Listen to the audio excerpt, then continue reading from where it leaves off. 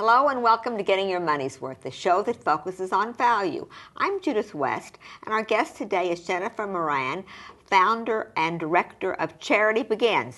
Am I right? Yes. Hi, Nice to thanks meet for you. being on the show. Thank you. Okay, Charity Begins. Charity Begins where? At home? Where does Charity does begin? begin at home. Right. So what is Charity Begins? Charity Begins is a nonprofit that I started in November 2006. You started it yourself? Me and my fiancé and I. Now he's my fiancé. We started it together. Oh, so not only did you start an organization, but you also started a relationship. Yes, the relationship started before the organization. Oh, okay. The organization just naturally followed. Okay, so first we have love and now we have charity. It's a good combination. Yes, it is. Okay, so tell us about Charity Begins. The mission of Charity Begins is to deliver necessities to developing countries via backpackers, tourists, any traveler who's going to a developing country. Okay, so let's start at the beginning here, because you said a mouthful. You guys you and your now fiancé were on a trip together. We went on a trip together to Peru in 2006, and that was the genesis of the charity. So did you take stuff then, and when you got over there, you saw the need? Start at the beginning. We saw the need before then. I have actually done some extensive traveling. I spent a year traveling alone through Asia, did some volunteering, taught English in Cambodia, worked for a women's organization in Nepal, and just saw the need. You look very young. When did you start this? As well, from infancy? Well, no. So this is 4 years ago I did the trip. I kind of left corporate America. I wanted to just travel for a year and ended up visiting 11 countries in Southeast Asia. Did the volunteering, realized that there was a need. I saw people, I trekked in Nepal and I saw porters and guides wearing flip-flops in the snow because they would rather wear flip-flops and make $1 or $2 a day and be able to feed their families than have to worry. Frostbite didn't matter to them. I mean, that they really just don't have the resources. So you saw a lot of deprivation and Absolutely. abject poverty. Okay. So having said that, before you and your husband went on Peru, what did you do? Pack up bags of stuff and take it with you? He's actually in the footwear industry, and I had wow. I was looking through one of his magazines and had run across an organization called Souls for Souls. Souls for Souls. And they donate shoes to developing countries. And I contacted them and I said, we're going to Peru. Can we hand deliver some shoes for you to Peru? That way there's no cost in shipping. They said, we love the idea. We don't have a shop in Peru. We don't have a charity there. If you find the charity, we'll donate the shoes. And that was the genesis of the whole Charity Begins. So they donated shoes. So you started the charity? Yes. We started Charity Begins, but we researched a charity in Peru. Oh, so you found an organization that was in Peru. Yes, okay. We work with all different organizations. I see. So you physically took these shoes with you, the two of you? We did, as our extra luggage. Wow. We that was carried your extra luggage? as many, little, from Tommy Hilfigers, that we had the most beautiful shoes donated from Souls for Souls. So we brought 2 huge bags of shoes.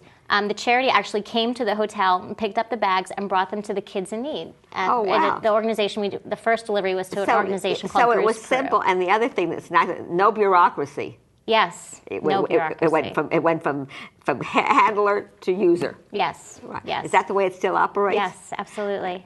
Yeah, so it's kind of nice to something that's bureaucracy-free. Yes. And there's not much money involved because all we need to buy are the bags, and a lot of times they're donated.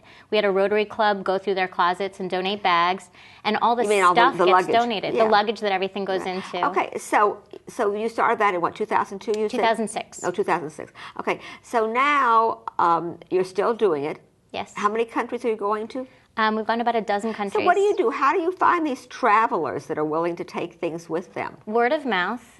Through the website. We were featured in Domino magazine. People are just finding us. And I'm not really, a lot of it's my fiancé, and again, word of mouth, and talking to people who know people who know people, and eventually they find us. And what kind of companies are donating merchandise? Charities are donating. Souls for Souls still donates shoes to us. The New York Public Library has donated encyclopedias and kids' books and Spanish textbooks. The Museum of Natural History, after one of their holiday parties, had toothpaste left over. Toothpaste? Toothpaste. Great. We always need hygiene items. And they contacted us. They had found us just by doing a Google search, and they donated toothpaste. There's a couple organizations up by where my family lives that donate children's clothes, children's shoes, school supplies. So let's get to the basics, because now we have There's all a this, lot of components to it. Now we have all this, you got to pay for your baggage and all the security stuff. So how do you get around all that administrative stuff? Well, international, still, most airlines, knock on wood, still don't charge for your extra luggage. So international, there's there's no baggage fee. In most cases, right. There is no baggage fee. Right. So that's not a problem. And so if you're charging 2 extra bags, and it goes through security, okay, I guess. The only person that I know of that's ever gotten searched in security was me in Mexico, and I had about 300 onesies in a huge bag. Onesies, those are little baby onesies. Little baby, all in one outfit. Yes. Right. They dug through the bag. They didn't ask me any questions and sent me on my way. So we haven't had any problems. We do ask that travelers, take out everything that we've donated to them, whether the bag and the supplies are separate or we actually usually pack the bag for them. We ask them to unpack the bag, get familiar with what's in there, be comfortable, so that they are being honest when they go through security that they did pack the bag. Well, because you're asked in security, did you pack this bag yourself? Yes, and we want them to repack it. So people do. Well, what do you do? Deliver the filled up bags and to folks individually? It's a lot of work. It's a lot of work. And right now we focus mostly on the Northeast, Maryland area, New York, wherever we can reach someone. They have to give us enough lead time that we can get the bag to them.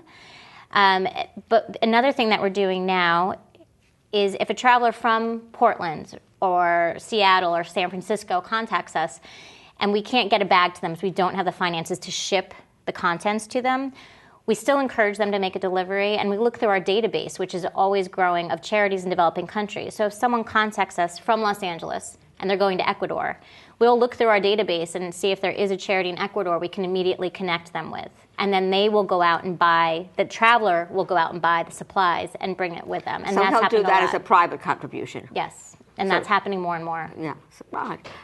It's an amazing story. How many countries do you deliver to? About a dozen so far. About a dozen. And 3 deliveries so far this year. So yeah. And your fiance is in it also? Is yes. this full time for the two of you? It's not. It's part time. Part time. You have to, because how do you support yourself from this? Well, we have careers on the side. This is something we do. So this is something that you're doing completely on the side and generating no revenue for you. No revenue. Well, it's an amazing story. It really is. What do you do for a living? For a living, I'm in marketing, and I do event production. You have your own company, or who? No, I've been in the media industry for over a decade. Is that still robust? Actually, no. Is there anything that's robust except you guys? Yes, no, it's not, which is actually giving me more time to dedicate to the charity, which is fabulous. Well, it's wonderful that you're giving back so much to this country. I mean, if I ever get a chance, I'm going to nominate you for some kind of service medal or something. Thank you. We're told that we should all be sacrificing, and you guys are.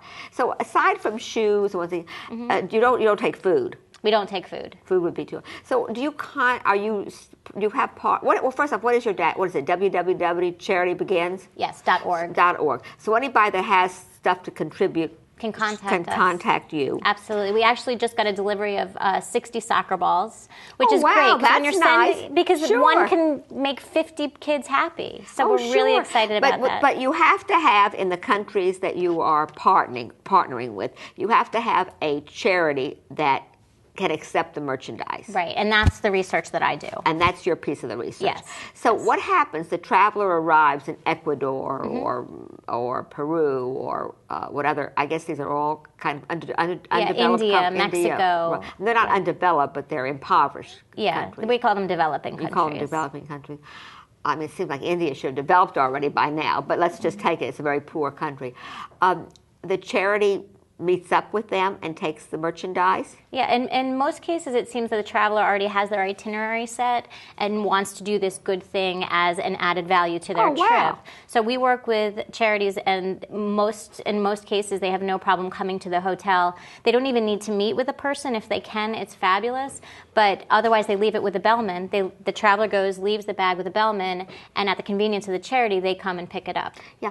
Are you guys pretty sure that the goods that you send to these countries gets distributed in an honest way, that there's no It's a very fair question. no graft. I totally understand. Do you watch that? How do you control that, or do you? We ask them to send photos after. We ask the charities for some accountability. We also are building relationships with these charities. So if they want a second delivery, they really need to get back to us and let us know that they got delivered. And I mean, we're not there to handhold and make sure. But nor is the traveler who's delivering the package. Right. But we do the research. We do the research before we even partner with that charity. And then in most cases, the charities are now sending photos afterwards, so we can see the soccer balls being used and see the clothes on the kids and the encyclopedias being read, and it's really fulfilling. It must be very fulfilling. It is. Yeah, it kind of harkens back to getting satisfaction without making a lot of money. Yes. And it's also simple. What I liked about your story, and the reason I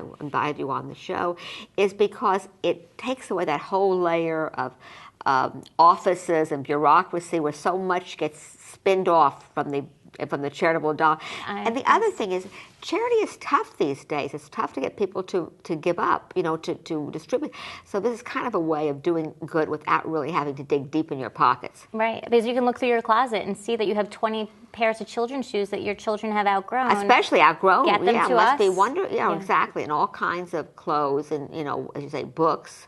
What other kind of stuff do you get?